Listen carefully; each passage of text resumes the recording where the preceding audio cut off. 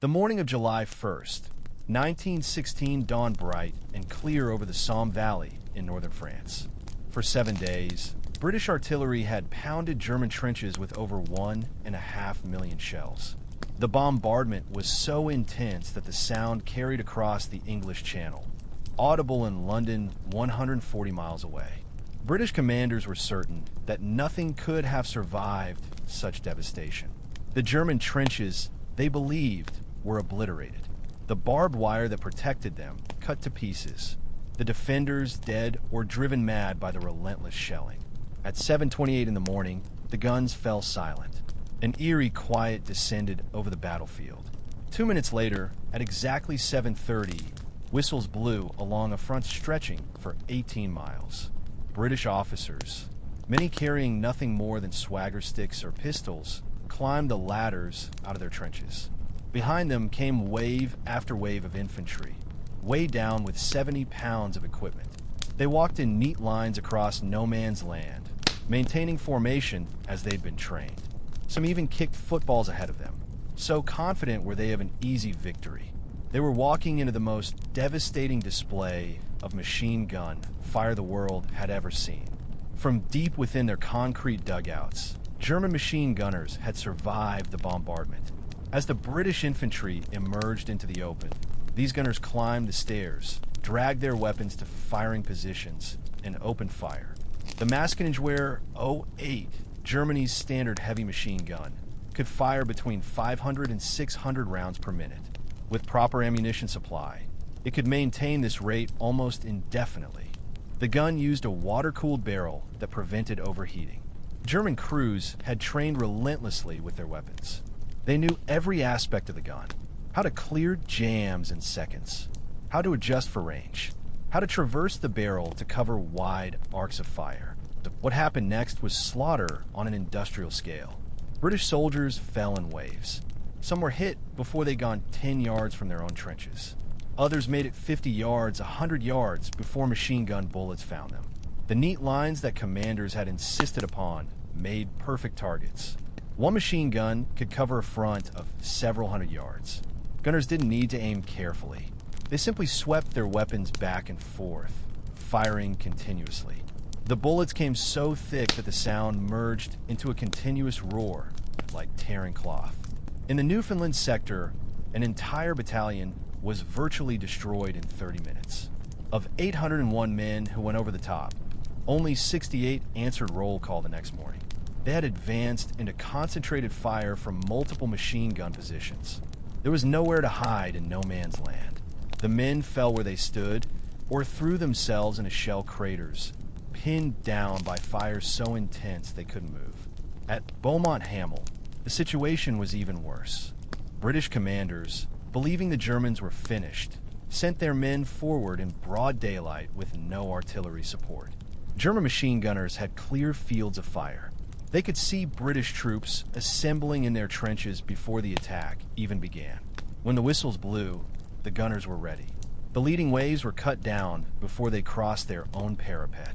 Those who made it into no man's land found that the barbed wire was largely intact. The artillery bombardment had failed to cut it. Men became tangled in the wire, perfect targets for machine gunners who aimed deliberately now, picking off individuals struggling to break free. In the village of La Boisselle, 2 British divisions attacked up a gentle slope toward German positions on higher ground. The Germans had positioned their machine guns to create overlapping fields of fire. As the British advanced, they were caught in a deadly crossfire. Men fell in heaps. Officers tried to rally their troops, making themselves conspicuous targets and dying in disproportionate numbers. The attack stalled within minutes. The ground between the trenches became carpeted with bodies. Some men lay wounded, crying for help that couldn't reach them. Any movement drew fire. By the end of that first day, the British Army had suffered nearly 60,000 casualties. 19,240 men were dead. It remains the bloodiest single day in British military history. And the tragedy is that it was entirely predictable. The power of the machine gun was not a secret. It had been demonstrated repeatedly in the wars that preceded the Great War. Yet British commanders, wedded to outdated tactics and convinced of the superiority of offensive spirit, sent their men to die in frontal assaults against prepared positions defended by machine guns. To understand how this catastrophe happened, we must go back to the years before 1914, to the origins of the machine gun and the military thinking that refused to adapt to its existence. The machine gun was not a new weapon in 1914. Crude versions had existed since the American Civil War, but it was Hiram Maxim, an American inventor working in Britain, who perfected the design in 1884. Maxim's gun used the recoil energy from each shot to eject the spent cartridge and load the next round. This allowed for truly automatic fire.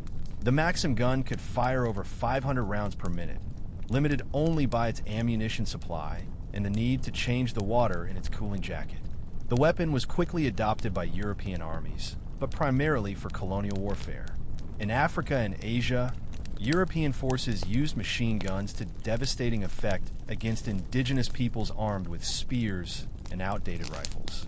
At the Battle of Omdurman in 1898, British forces equipped with Maxim guns killed 11,000 Sudanese warriors while suffering only 47 casualties themselves. Winston Churchill, present at the battle as a young cavalry officer, witnessed the slaughter but failed to grasp its implications for European warfare. Military theorists did take note of the machine gun, but most drew the wrong conclusions. They saw the weapon as primarily defensive, useful for holding positions, perhaps, but unable to win battles.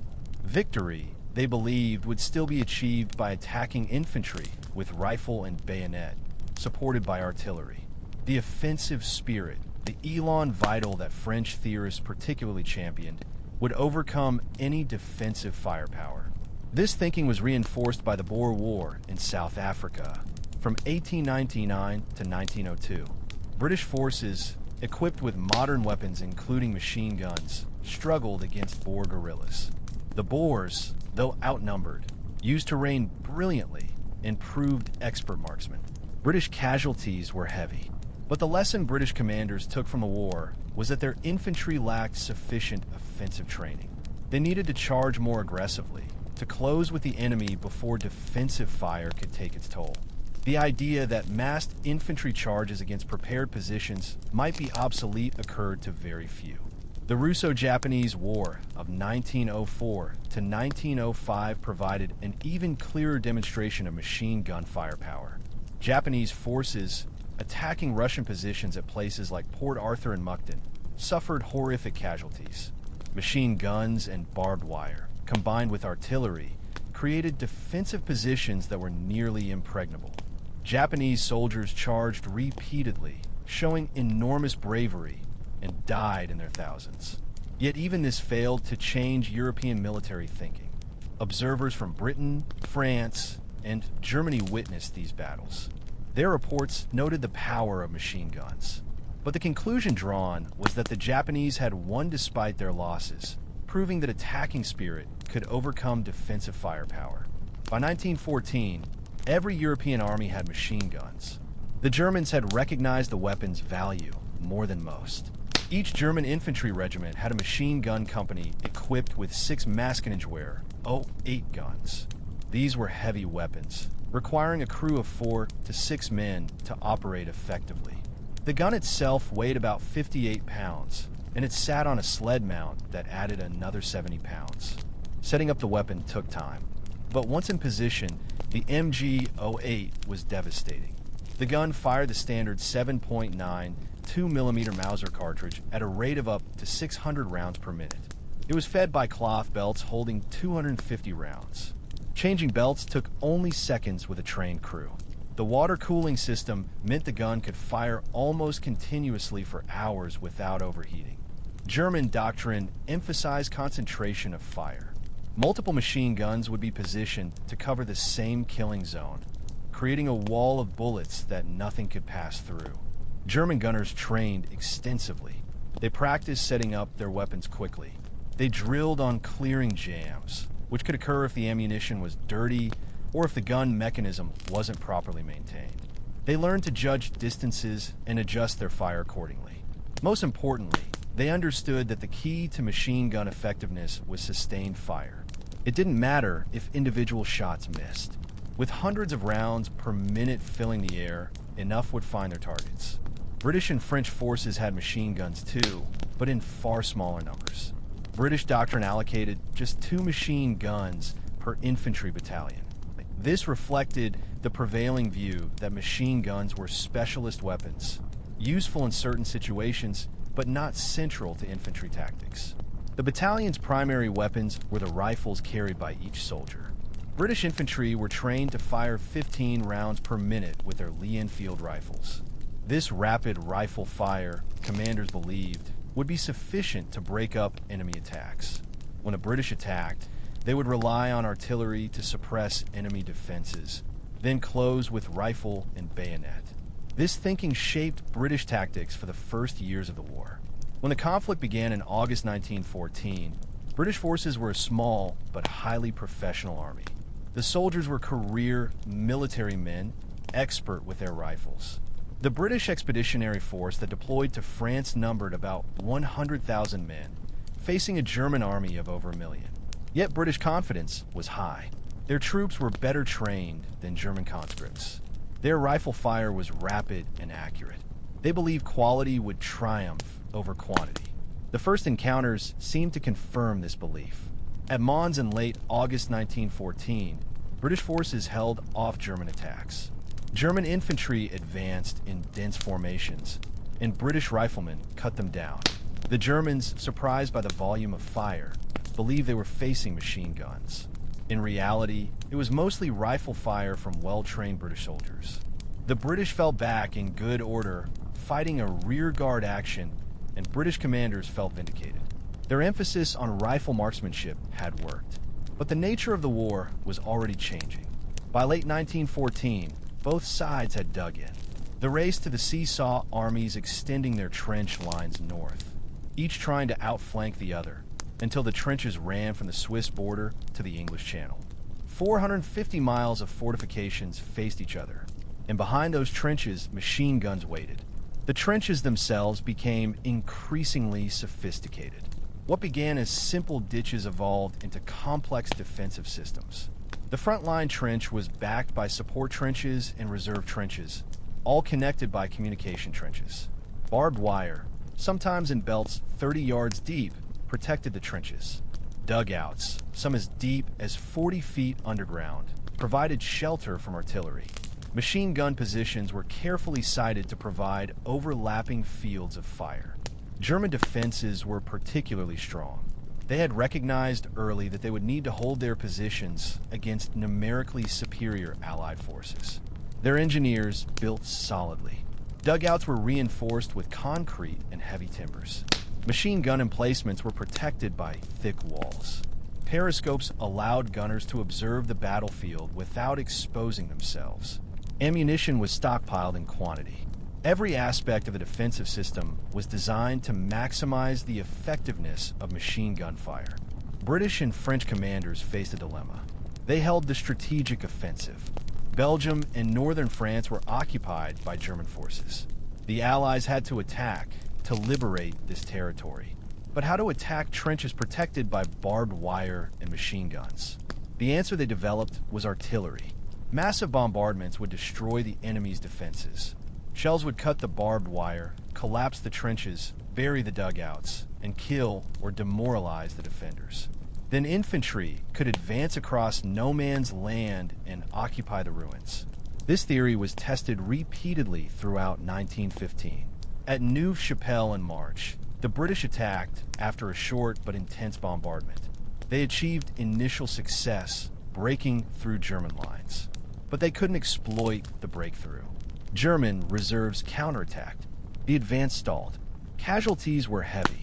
The lesson taken was that the bombardment needed to be longer and heavier. At Loos in September 1915, the British tried again.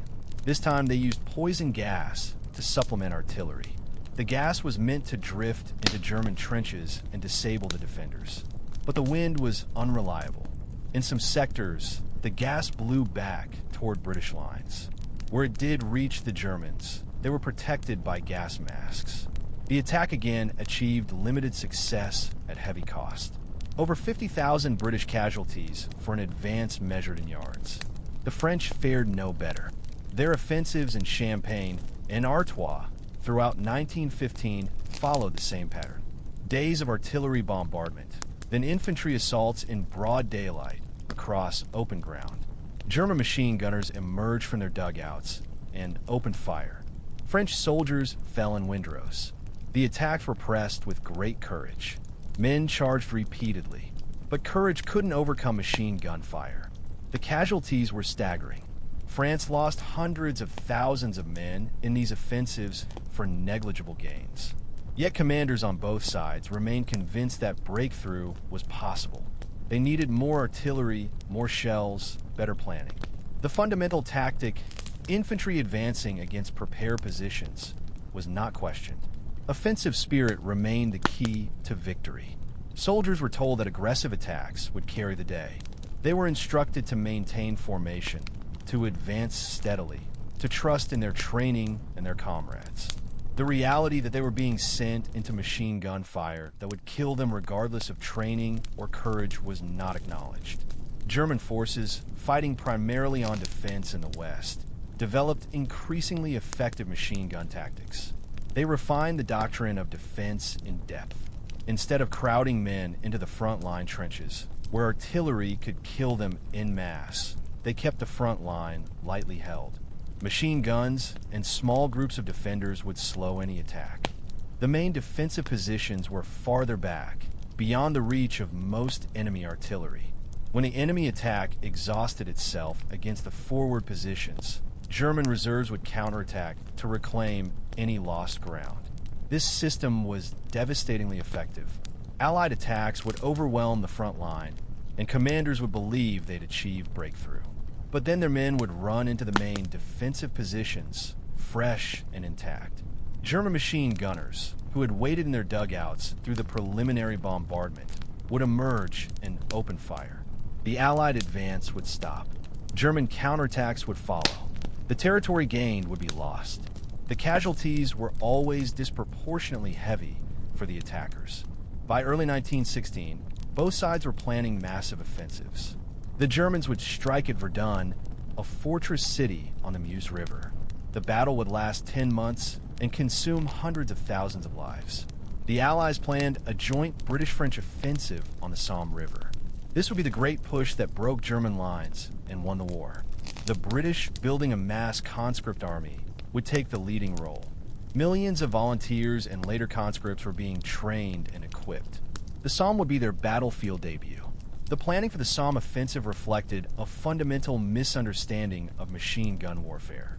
British commanders, particularly Field Marshal Douglas Haig and his subordinate General Henry Rawlinson, believed that artillery could solve the problem. They would bombard German positions for a week. Not hours or days, but a full week of continuous shelling. Over 1,700 artillery pieces would fire more than 1.5 million shells. Surely nothing could survive such a bombardment. The infantry would advance methodically. Soldiers would carry heavy loads of equipment, everything needed to consolidate capture positions. They would walk in lines across no man's land, maintaining formation. This steady advance would allow them to occupy German trenches without confusion. There was no need to rush. The Germans would be dead or too shocked to resist. It would be less a battle than an occupation of abandoned positions. This plan ignored several critical factors. First, the German dugouts were deep and strongly built. Artillery shells could collapse shallow trenches, but the deep dugouts would survive. Second, much of the British artillery ammunition was defective. Many shells failed to explode. Those that did often lacked the power to cut barbed wire effectively. Third, German machine gun positions were carefully concealed and protected. Even a direct hit might not destroy them. Fourth, and most critically, the plan gave German defenders clear warning of the coming attack. A week-long bombardment removed any element of surprise. German units knew exactly where and approximately when the British would attack. German commanders on the Somme used the week of bombardment to prepare. They moved reserves into position. They ensured ammunition was plentiful. They reinforced machine gun positions where possible. Most importantly, they instructed their men to wait in the dugouts during the shelling, then emerge rapidly when it lifted. The machine gunners would have only minutes to get their weapons into position before British infantry reached the wire. But minutes would be enough. At 7:30 on the morning of July 1st, 1916, the bombardment lifted. It didn't stop entirely. British artillery shifted to a creeping barrage that would supposedly precede the infantry advance. But the rate of fire decreased dramatically. In German dugouts along the front, soldiers grabbed their weapons and rushed up the stairs. Many were dazed by the week of shelling. The noise had been indescribable. The ground had shaken constantly. Some men had gone mad, but the survivors were functional, and machine guns had been protected. German gunners emerged into a scene of devastation. The landscape looked like the surface of the moon, cratered and torn. Barbed wire lay in tangled masses, but much of it was intact. And across no man's land, British soldiers were emerging from their trenches. Thousands of them, tens of thousands, walking in neat lines toward the German positions. The machine gunners dragged their weapons to the trench parapets or to specially prepared positions. The guns were mounted, ammunition belts were loaded, sights were adjusted, and then, following orders shouted by their sergeants, the gunners opened fire. The sound was like nothing else in warfare. Each machine gun created a rapid hammering noise, but with dozens firing simultaneously, the individual sounds merged into a continuous roar. Tracer rounds, every fifth bullet made visible by a chemical compound that ignited, drew lines of light across the battlefield. The gunners could see where their fire was going and adjust accordingly. British soldiers began to fall. At first, here and there, individuals hit and going down. But within seconds, entire sections were being cut down. The men were so heavily loaded they couldn't run. They could barely walk. 70 pounds of equipment included ammunition, grenades, barbed wire, rations, water, tools for digging. The weight was meant to ensure they could consolidate positions once captured. Instead, it made them slow, cumbersome targets. In many sectors, British soldiers were hit before they cleared their own trenches. The machine gun fire was so intense that men climbing ladders were shot before they reached the top. Those who made it into no man's land faced impossible odds. They were in the open, on level or even upward sloping ground, with no cover. German machine gunners had clear lines of sight. The range was often less than 300 yards. At such distances, with sustained fire from multiple guns, missing was harder than hitting. Some British units were fortunate enough to reach shell craters, where they could take cover. But this only prolonged the inevitable. Pinned down by machine gun fire, unable to advance or retreat, they were sitting targets for German artillery. Other units ran into intact barbed wire. Men tried to cut the wire or find gaps. Some became entangled. All the while, machine gun fire poured into them. Officers attempted to maintain control. They blew whistles, waved their arms, tried to rally their men. But they were as vulnerable as their troops, more so because they made themselves visible. Officer casualties on the Somme were disproportionately high. In some battalions, every officer who went over the top was killed or wounded. Command and control broke down almost immediately.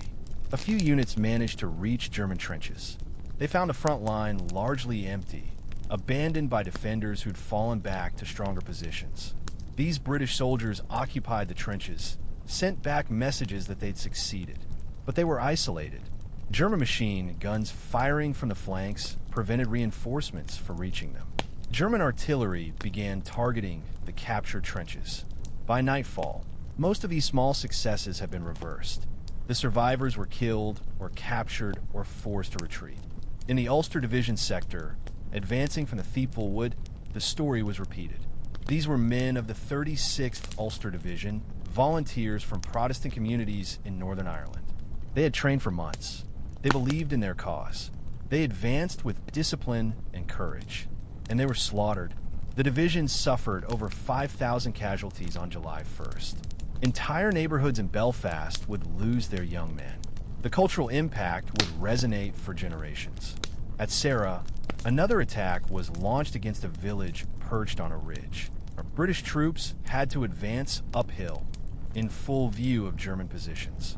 Machine guns were positioned to fire down into the attackers. The result was predictable. Wave after wave of British soldiers climbed out of their trenches and were cut down. Some men made it 100 yards. A few reached the German wire. None reached the German trenches. By mid-morning, the attack was called off. The ground in front of Serra was covered with dead and wounded. The Newfoundland Regiment's assault at Beaumont Hamel has become legendary for its futility. The regiment was part of the second wave, meant to exploit the success of the first wave. But the first wave never reached the German lines. When the Newfoundlanders advanced, they walked into machine gun fire from positions that were completely intact. The regiment had 801 men when it went over the top. Casualties exceeded 90%. It was virtual annihilation. As the day progressed, British commanders struggled to understand what was happening. Communications from the front line were fragmentary. Telephone wires were cut by artillery. Runners were killed crossing no man's land. The messages that did get through often told of success, men reaching German trenches, when in reality, those men were surrounded and doomed. Senior officers, miles behind the front in comfortable headquarters, believed the attacks were proceeding as planned. They ordered reserves forward. More men fed into the meat grinder. In some sectors, local commanders recognized the futility and halted attacks. But in others, the assaults continued throughout the day. Fresh battalions were thrown at positions that had already repulsed multiple attacks. Each time, the result was the same. Men climbed out of trenches, advanced a short distance, and were cut down by machine gun fire. The courage displayed was extraordinary. Units that had already seen their comrades slaughtered still obeyed orders to attack. But courage couldn't overcome industrial firepower. By the evening of July 1st, the scale of the disaster was becoming apparent. Casualty clearing stations were overwhelmed. Wounded men lay in rows, waiting for treatment that couldn't come fast enough. Many died of their wounds before reaching a doctor. The dead still lay in no man's land, uncollected. Recovery of bodies would take days, in some cases weeks. Many would never be recovered, their remains lost in the churned mud of the battlefield. The final tally was staggering. 57,470 British casualties on a single day. 19,240 dead. 2,000 men missing, most of them dead, but their bodies never identified. 35,000 wounded, many of whom would die of their injuries in the following days. Some units ceased to exist as effective fighting forces. The PALS battalions, units formed from men of the same communities who'd enlisted together, were devastated.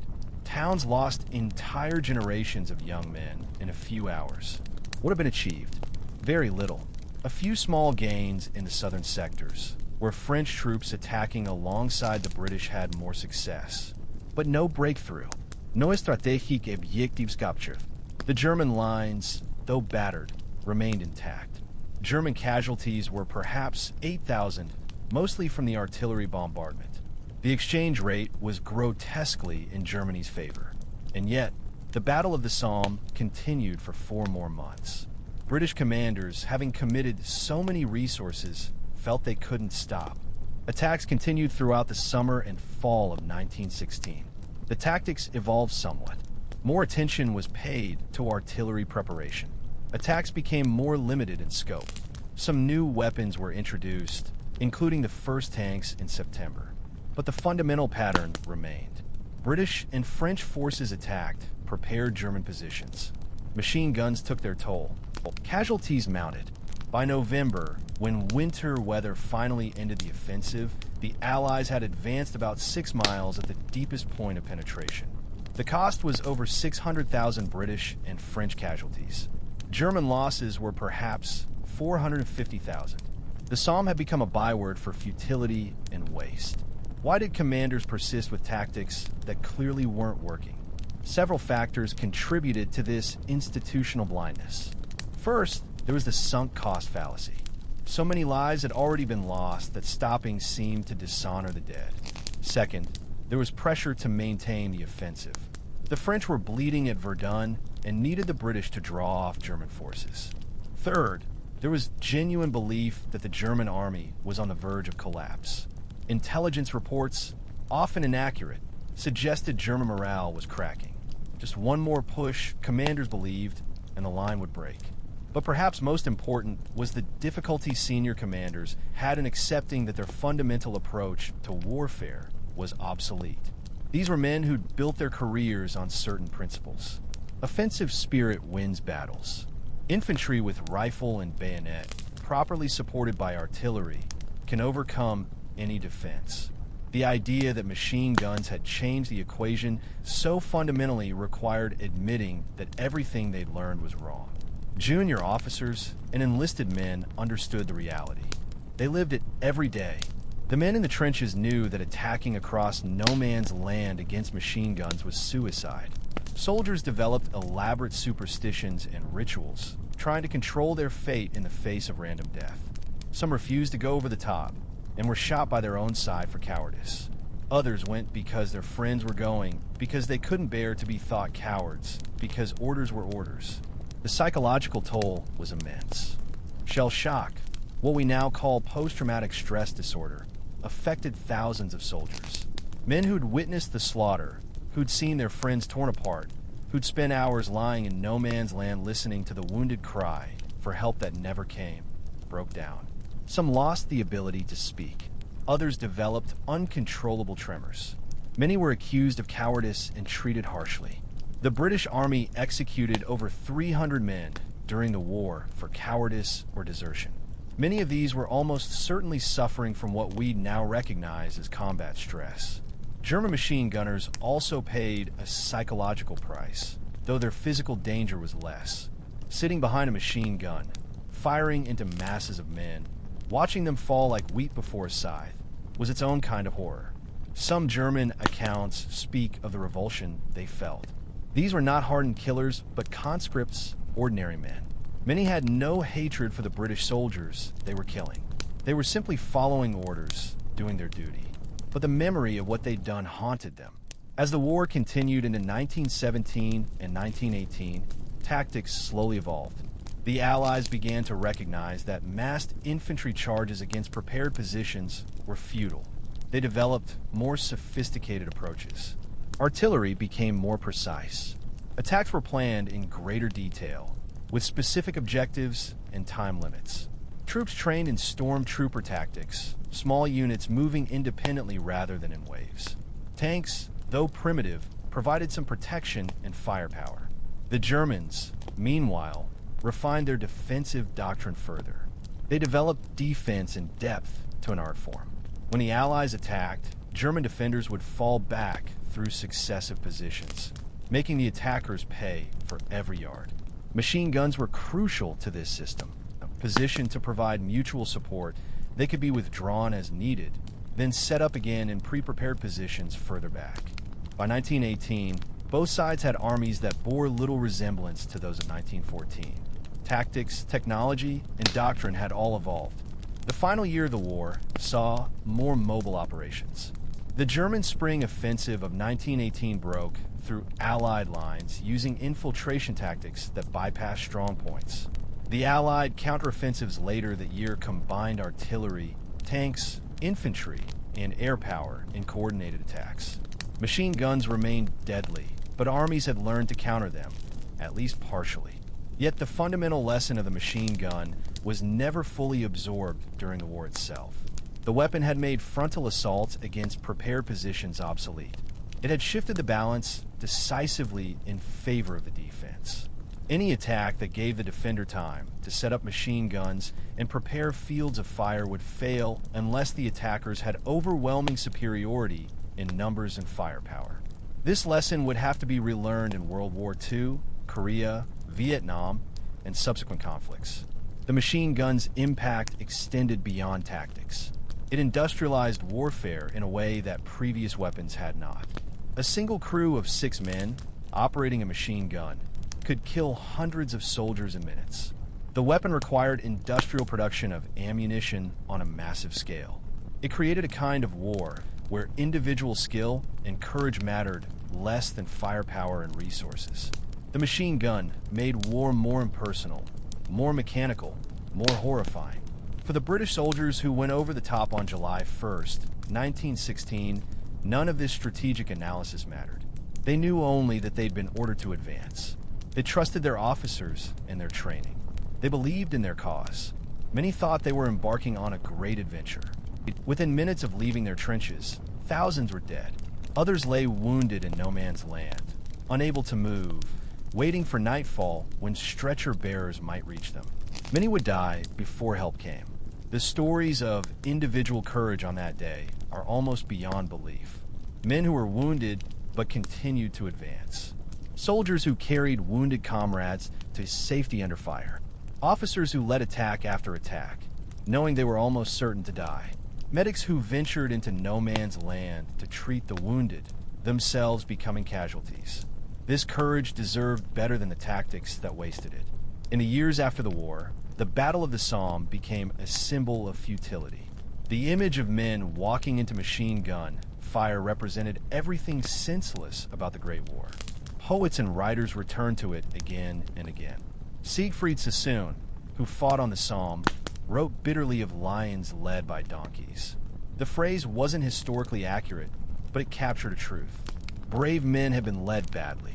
German machine gunners who survived the war mostly returned home quietly. They had done their duty as they understood it. They defended their country's positions. But many carried guilt. In the 1920s and 30s, as veterans groups formed and old soldiers shared their stories, German gunners spoke of the nightmares that haunted them. The image of British soldiers walking toward their guns, falling in rows, never left them. The machine gun itself continued to evolve after the war. Lighter, more portable versions were developed. The doctrine for using them became more sophisticated, but the fundamental principle remained. A small crew with a machine gun could hold off forces many times their size, provided they had ammunition and a good defensive position. This reality would shape military thinking for the remainder of the 20th century. Today, walking the fields of the Somme, you can still see the scars. The ground is uneven, marked by shell craters that never fully filled in. Farmers' plows still bring up shells and bullets, memorials that the landscape. The Thiepval Memorial lists the names of over 72,000 British and South African soldiers who died in the Battle of the Somme and have no known grave. Their bodies were never recovered or never identified. At the Ulster Tower, there's a memorial to the 36th Ulster Division. On July 1st each year, ceremonies are held.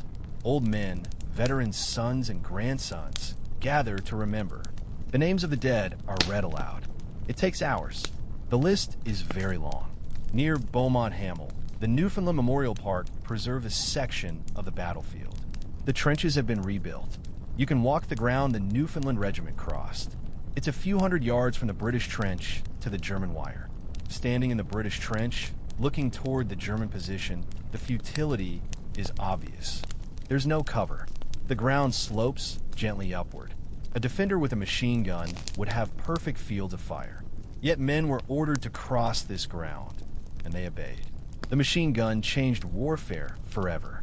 It ended the era when armies could meet in open battle, formations of men advancing against each other. It forced armies to dig in, to seek cover, to find new tactics. It made war more deadly, more impersonal, more industrial. The men who charged into machine gun fire on the Somme were the last of the old style of soldier, brave and disciplined, and doomed by their commander's failure to understand the weapon that would kill them. Their sacrifice deserves to be remembered, not to glorify war, but to understand its true cost. These were not soldiers dying in heroic charges that turned the tide of battle. They were men sent to die in attacks that had no chance of success. Their courage was wasted by tactics that should never have been employed. They died because their commanders couldn't or wouldn't adapt to a new reality. The machine gun proved that warfare had entered a new age. An age where technology and industrial production mattered more than traditional military virtues. An age where a few men with the right weapon could kill hundreds. An age where courage alone wasn't enough. The soldiers who died on the Somme learned this lesson too late. The men who sent them to die perhaps never learned it all. Rest in peace, those who fell. May we never forget the price of failing to understand the tools of war.